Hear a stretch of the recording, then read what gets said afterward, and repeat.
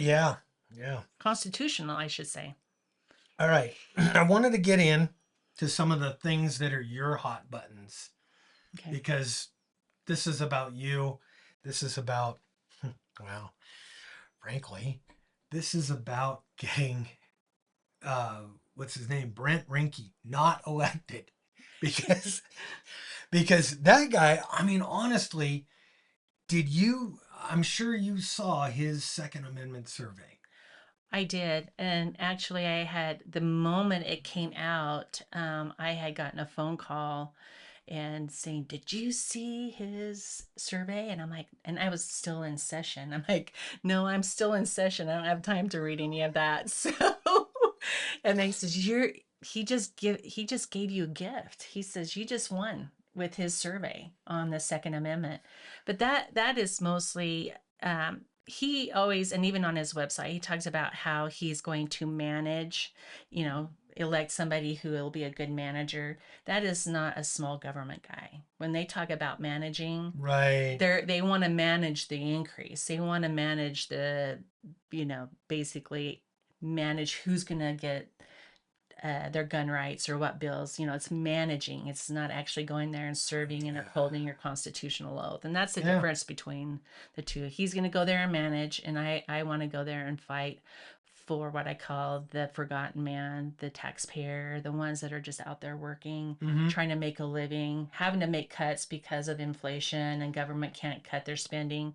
And so, I'm there fighting for them and making sure that they're being protected and we're not basically growing government to the point that they can't afford it. Okay.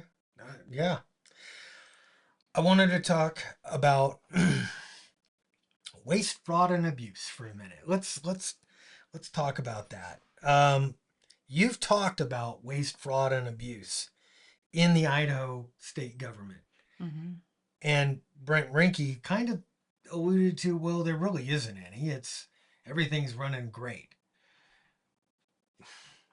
If it's really running great and there isn't waste, fraud, and abuse, why are they coming after me so heavily? I think I'm over target with that one. I really do. Can you Um, point to two or three specific programs or line items in the current state budget that you believe are wasteful, and how would you cut or reform them? Okay. So first, just a few areas where we have made those cuts or exposed the waste and the fraud, not the cuts, the waste and the fraud. And when my freshman year, when I've talked to all the lobbyists, because they're we're fresh blood and they're trying to see where we're at, and I made sure to let them know that I'm not here just to write bills. I know how I got here, and it was the grassroots, the people had brought me here, and I'm here to also expose waste, fraud, and abuse. And so a bunch of them never came back. Even to this day, I don't hardly see them in my office ever, Mm-hmm. and which is a blessing to all of you. And there's a few that took me up on that.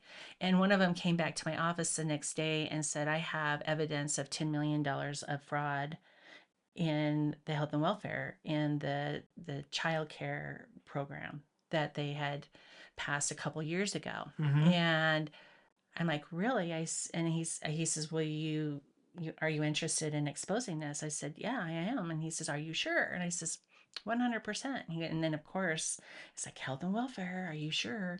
And I said, "Absolutely." I says, I wasn't sitting here to be afraid." And so when he put this file on my desk about an inch thick, I asked if I could verify it. Went and verified it. It was true. We went to the AG's office, Attorney General, Mm-hmm. and I gave him the information, and it was enough for him to look into it. Well, what happened after that is, um, the director at the time, they allowed him to retire, and that 10 million is now up to 70 million of fraud and abuse. Holy It's crap. still going through investigation, and the attorney's still working with it. At one time, a lot of the attorneys in health and welfare, they started quitting. They have government phones. The attorney asked for those phones back and they wouldn't give them back. And then when they did, they put them back to factory settings. So, people think this corruption's in DC, but it's actually happens in Boise as well. And so that was one area. And another area was a forensic lab, that there was money that was going to go to a forensic lab in eastern Idaho. And they decided to not do the forensic lab, and they gave the money to the city. And that's when we legislate. Boise? This is in eastern Idaho now. Oh. So we had a whistleblower come to me because I'm kind of getting the reputation of, come to me and I'll do the best I can to expose it. So people are coming to me, and so when they brought this information of this one, and it was $1 million that was misappropriated. When we make an appropriation, it goes exactly for what we say it should go for. Mm-hmm. If it's not, then you return that money to us and we'll reappropriate it. No other agency, no other city, county government can go in and change their mind and say, well, you know what, we're not going to really use it here. We're going to use it here. That is against the law. They cannot do that. And so that's where some of the fraud and the waste and abuse is. Okay. Yeah. And then So do we have the same kind of I looked into it here locally and I really couldn't expose a lot. Um the like the Somali daycare stuff and the Nick Shirley stuff. I mean, I hear that yes, we have some, and it's mainly in the Boise area. it is mostly in the Boise, and there was a couple in Twin Falls. I haven't gotten any more information, but when we were talking about it in health and welfare, because that is one of the committees I'm also on Mm-hmm. health and welfare, and so there is all over the state there is, but mostly in the Boise, but there is a couple here in Twin Falls. And again, I can't give you the names of the daycares. I just don't, I can't recall it right now, but there is a few. But that it's on every single level. And when you ask for information, so for example, right now, one of the things that's coming after me is that they're using against me is the $30 million that was to go to water infrastructure projects in Idaho. And the reason why I voted against it is because we were sitting on a $500 million for water projects, but they're not being used, and I didn't feel like there was a lot of accountability. Why are we sitting on a $500 million and now you're wanting another 30 million? And so I said on the bill, when we were going through it in the committee, I said, let's not have it be an ongoing, because when we do an ongoing appropriation, Mm-hmm. that's 30 million every year. We don't even vote on it. It's just automatic. It's 30 million every year. And a bunch of us were wanting it to be one time. Let's do it one time. Let's have some oversight and audit and make sure that you're using that 30 million is actually getting to these projects that are going to help our aquifer.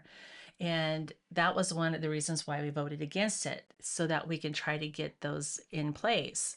And now they're saying, that I'm anti-water when I'm actually the one out there fighting to try to get a lot of this money to projects, because it doesn't do us any good in the bank. Mm-hmm. It needs to be, and a lot of federal strings are attached to a lot of the money, because a lot of the infrastructure came with some of the COVID money, the ARPA money that we received from the federal government. But when you receive that, there's always some kind of string attached to that, how you will use it, when you will use it, and make sure that you test 10 times or whatever. And so that 30 million, we were wanting to have oversight. Recently, I actually sent an email to the legislative services, the co-chairs of our JFAC, Joint Finance Appropriation Committee, and to the IDWR, which is the Idaho Department of Water Resources chairman. And I said, I would like to see a detailed expenditure, how that 30 million was spent, every dime. I want to know how every dime is spent.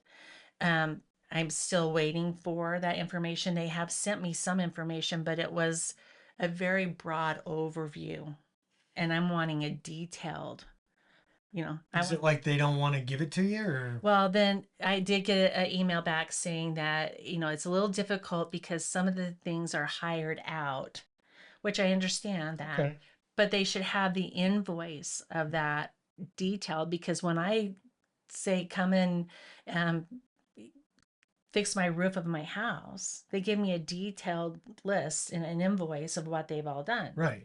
And so they should be able to, even if it was hired out through a contractor, we should be able to see those detailed lists. And so it's about 3 weeks. I haven't received anything yet, but that is the reason why they're so upset and coming after uh, a bunch of us because we're wanting that government accountability. And Thank you, yeah, thank yeah, you. absolutely. Yeah, I want that government accountability Yeah. too. So it has nothing to do about not, we're not there to defund police. We're not there to defund uh, anything really. We don't defund anything. Yeah, that's you see that.